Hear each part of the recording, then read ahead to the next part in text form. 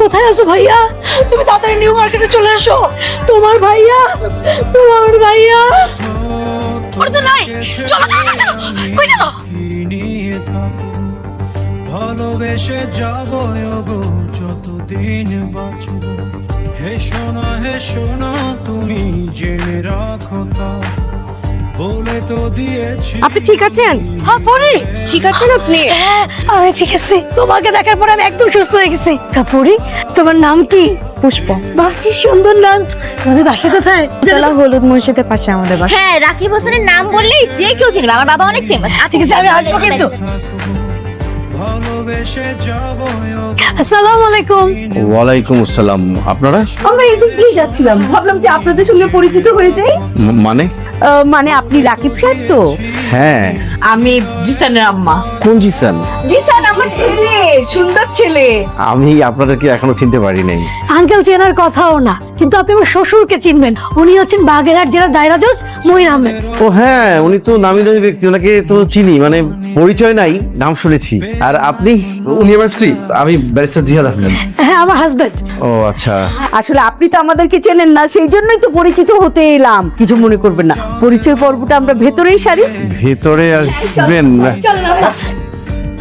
আপা হচ্ছে আমার আপন খালাতো বোন। আজকে হঠাৎ করে ফোন করে বললো আপনাদের বাসায় আসবে। আচ্ছা আমি আমি আমি একটু প্লিজ একটু ক্লিয়ার করবেন আমাকে একটু ব্যাপারটা আসলে। জি, আমিও ক্লিয়ার করে বলতে চাচ্ছি, কারণ জিলিপির মতো পেঁচাপেচি করে কথা বলার অভ্যাস আমার একদম নাই। মা একদমই কিন্তু ভাবে পেঁচায় কথা বলতে পারে না। আমি আপনাদের মেয়েকে জিসানের বউ করে নিতে চাই। আই আপনার কি মাথা খারাপ হয়ে গেছে? আমি মাত্র ক্লাস 9 এ পড়ি আর আমি এখন বিয়ে করব না। ইনফ্যাক্ট আমি কখনোই বিয়ে করব। আই হেট বয়স। এই বোকামে, তোমার কথা বলছি নাকি? পুষ্প ছিল, পুষ্পর কথা বলছি। তুই কি চিনিস তাদেরকে আগে থেকে? হ্যাঁ, উনি তো রাস্তা অজ্ঞান হয়ে গিয়েছিল, পরে আমি ওনাকে হেল্প করছি।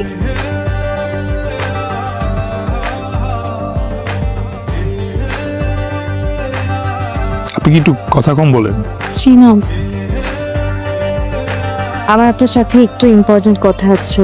ও মাই গড, প্লিজ এখন বলবেন না আপনার বয়ফ্রেন্ড আছে, আপনি আমাকে বিয়ে করতে পারবেন না। দেখেন আমি আগে বলি, আমি আসলে সবসময় পড়াশোনা নিয়ে এত ব্যস্ত ছিলাম, প্রেম করার মতো ভাবে সুযোগই পাইনি। অথবা এমন কাউকে কোনোদিন দেখিনি যাকে দেখে মনে হবে যে তার সঙ্গে আসলে বাকিটা জীবন আমি পার করতে পারবো। সেই দিন আপনাকে দেখার পর থেকে না আমি কোথায়? নিউ মার্কেটে ও আপনাকে দেখার পর থেকে আমি ডিসাইড করেছি বিয়ে করলে আপনাকেই করবো। কেন? আপনি তো আমাকে চেনেন না, জানেন না, কখনো কথাও হয়নি। তাহলে আমার মতন একটা মেয়ের সাথে আপনি কেন সারাজীবন থাকেন?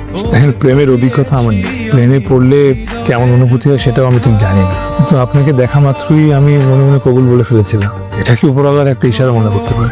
একটা সম্পর্ক তো দুজনের সম্মতিতেই হয়। একজনের পছন্দ কি আর একটা সম্পর্ক শুরু করা যায়?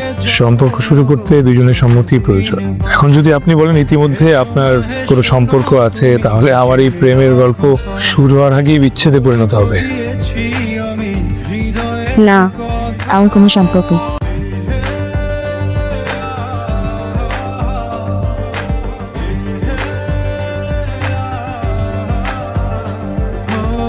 তোমাকে ছেড়ে আমি কি নিয়ে থাকবো, ভালোবেসে যাবো গো যতদিন বাঁচব। হে সোনা তুমি জেনে রাখো তা বলে তো দিয়েছি আমি হৃদয়ের কথা। বিয়ে শাদী কি ঝামেলা? আগে জানলে আমি বিয়ে করতাম, একটু আয়োজনটা হয়তো কম করতাম।